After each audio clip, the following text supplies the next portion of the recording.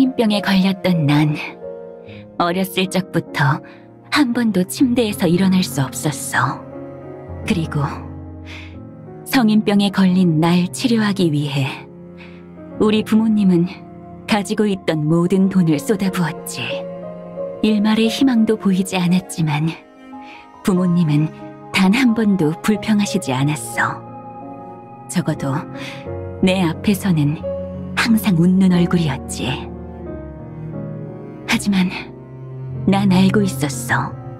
부모님이 얼마나 큰 압박을 안고 있는지, 나 때문에 얼마나 힘들어하고 있는지 말이야. 어느 늦은 밤, 아파서 잠을 못 자고 있던 때 부모님이 거실에서 다투는 소리를 들었어.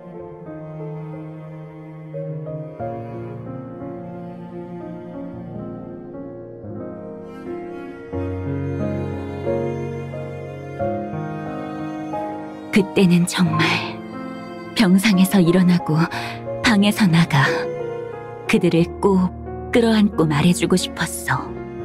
다 내 잘못이라고. 제발 서로한테 상처 주지 말라고. 하지만 침대에 누워있던 나는 아무것도 할 수 없었어.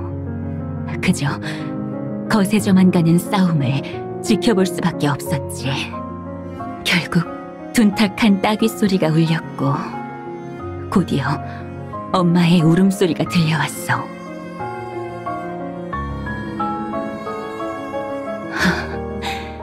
나는 이 무력한 몸이 싫었고 언제나 방관할 수밖에 없는 나 자신이 싫었어. 그리고 병으로 왜곡된 세상이 지긋지긋했지.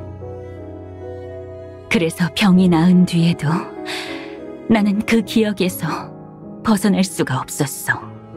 나는 힘을 갈망했어. 운명에 맞설 수 있는 그런 힘 말이야. 하지만 어린 나는 내 마음을 표현하는 방법을 잘 몰랐어. 생각할 수 있는 것은 오직 모방뿐이었지.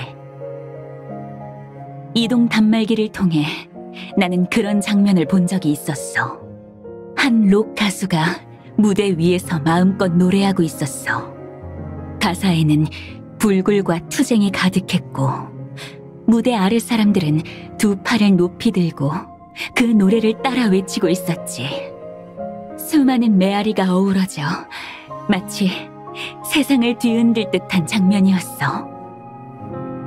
그 광경이 내 마음을 깊이 뒤흔들었어. 나도 저들처럼 될 수 있다면 얼마나 좋을까.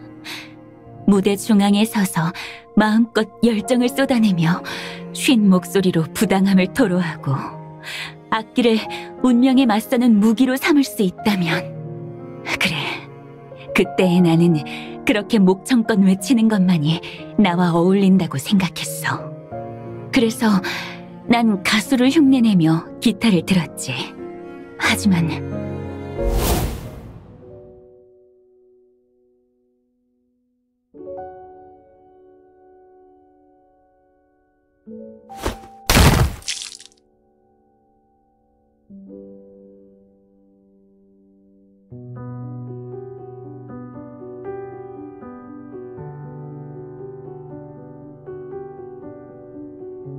피가 이마를 스치는 순간 나는 깨달았어. 이 병은 나뿐만 아니라 내가 사랑하는 사람들의 마음에도 깊고 거의 치유될 수 없는 상처를 남겼다는 걸. 얼마 후 모두가 조금이라도 편해지길 바라는 마음에 나는 집을 떠나 혼자 살기로 결심했어. 2년 동안 나는 도시 곳곳을 떠돌았고 평범한 사람으로서 이 사회에 적응하기 위해 애썼어. 물론 당연히 실패했지. 혼자 다니고 아무것도 할 줄 모르고 말도 잘 못하는 나는 어디에도 속해 있지 않았어. 결국 부모님의 권유로 다시 학교로 돌아갔지. 그리고 바로 그날 어떤 호기심 많은 사람이 나를 찾아왔어.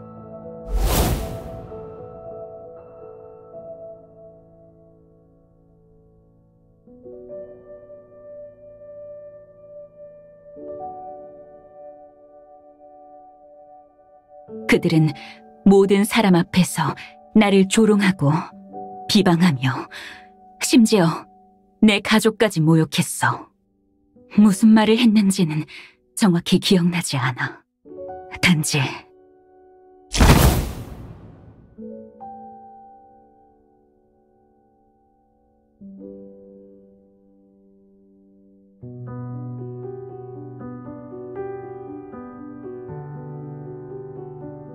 지금까지도 똑똑히 기억하는 건 그날 난 더 이상 도망치지 않았다는 거야. 아버지의 모습을 본받아 나는 주먹과 발로 그녀들을 저지했어. 결과가 어땠는지 알아? 의외로 손쉽더라.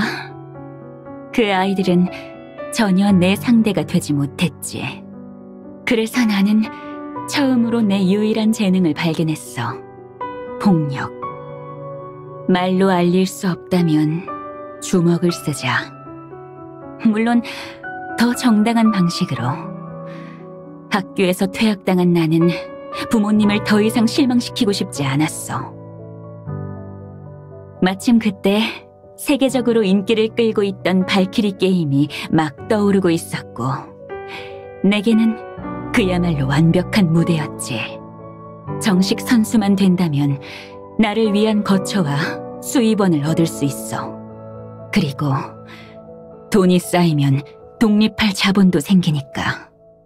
난 힘을 비축하고 또 비축했어. 언젠가 무엇을 하려고 했던 걸까?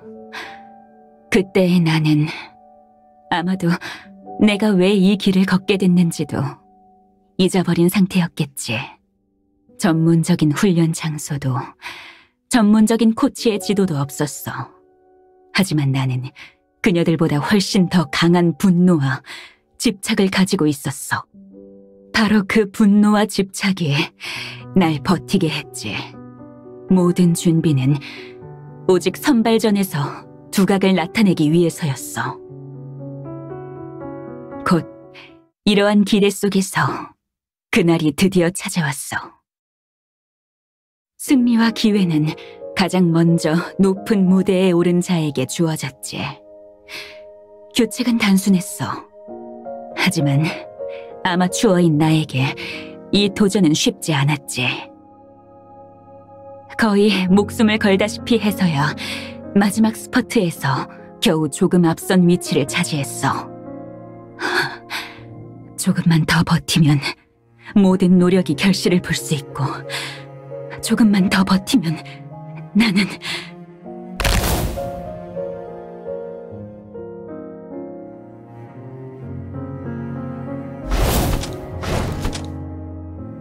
여러 개의 잔영이 내 옆을 스쳐 지나갔어.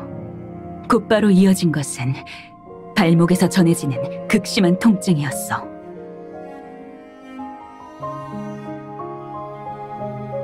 그렇게 발을 헛디딘 나는 마치 구겨진 종잇 조각처럼 바닥으로 곤두박질 쳤어. 추락하는 속도가 너무 느려서 모든 것을 뒤집을 기회가 있을 것 같은 착각이 들었어.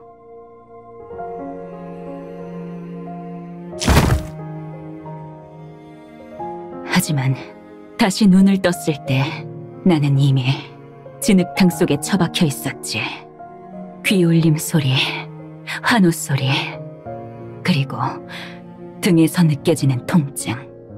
그 무엇도 나를 역전의 환상에서 깨우지 못했어. 나는 웅크린 채 상처투성이가 된 몸으로 내 마음의 마지막 방어선을 구축했어. 분명히 아직 기회가 있다. 이건 단순한 실수일 뿐이야. 난 반드시... 그렇게 스스로를 속이려고 할 때 무심코 그 장면을 보게 되었어.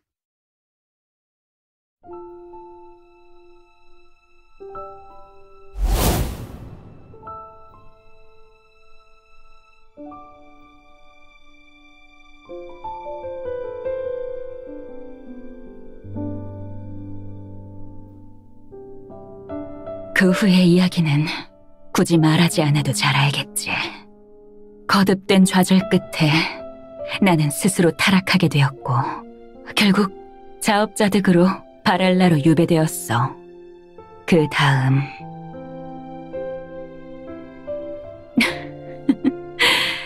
넌 정말 본인 자랑을 잘하네. 그래 뭐 사실이긴 해. 처음엔 너한테 경계심을 가졌었지만 몇 번을 떠본 끝에 알게 됐지. 넌 내가 지금까지 알던 누구와도 다르다는 걸. 한편으로는 치밀하고 냉혹하고 모든 사람을 손바닥 위에 올려놓고 그들의 생사권을 쥔 군주 같았고, 다른 한편으로는 자유롭고 천진난만해서 어떤 일이든 진심으로 하고 보답도 바라지 않아. 결과도 신경 쓰지 않지. 참 신기하기도 하지. 때로는 위장에 능숙한 나조차 어느 쪽이 진짜 너인지 헷갈릴 정도야.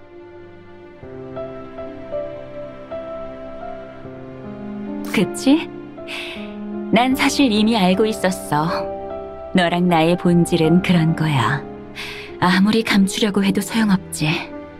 넌 정말 거짓말 못하네. 하지만 솔직히 말하면 어떤 모습이든 난 네가 좋아. 어둠 속에서 오직 너만이.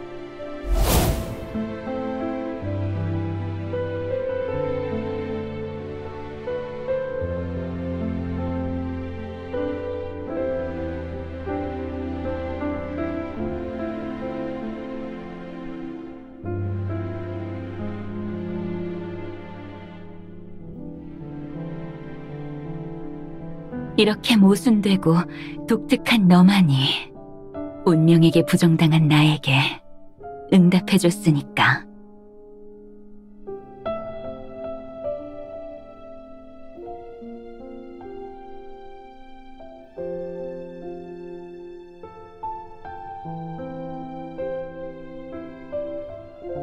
그래서 비록 영원히 메울 수 없는 결함이 있다고 할지라도 설령 모든 사람에게 부정당하고 악명을 짊어질지라도, 그래서 영원히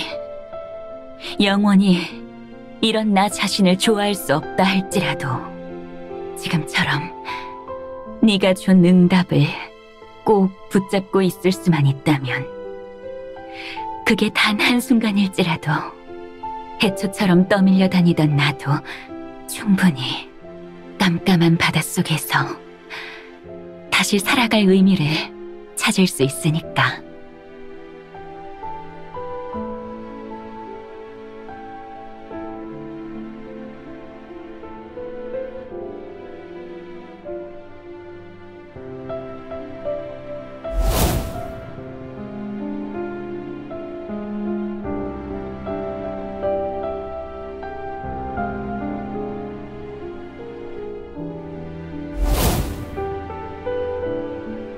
뭐가 시작된다는 거야?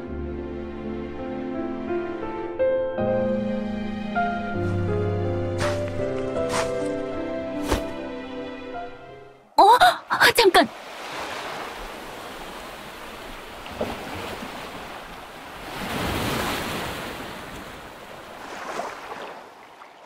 날 어디로 데려가는 거야?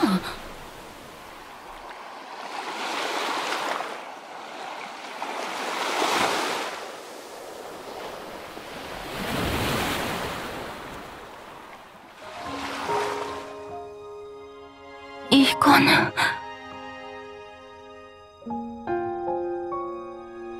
어두운 바다가 빛나고 있네.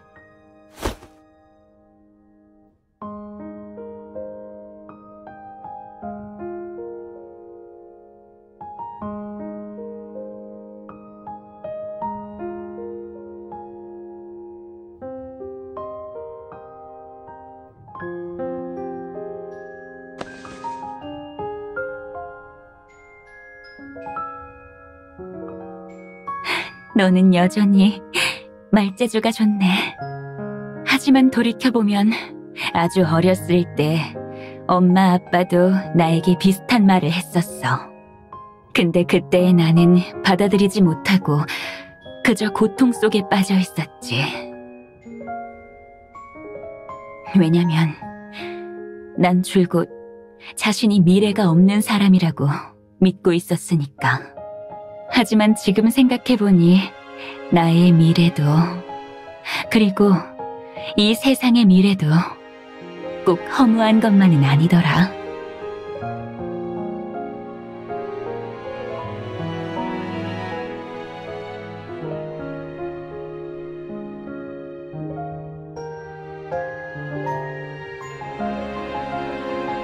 떠다니는 해초일지라도 바다를 밝히는 빛을 모을 수 있어.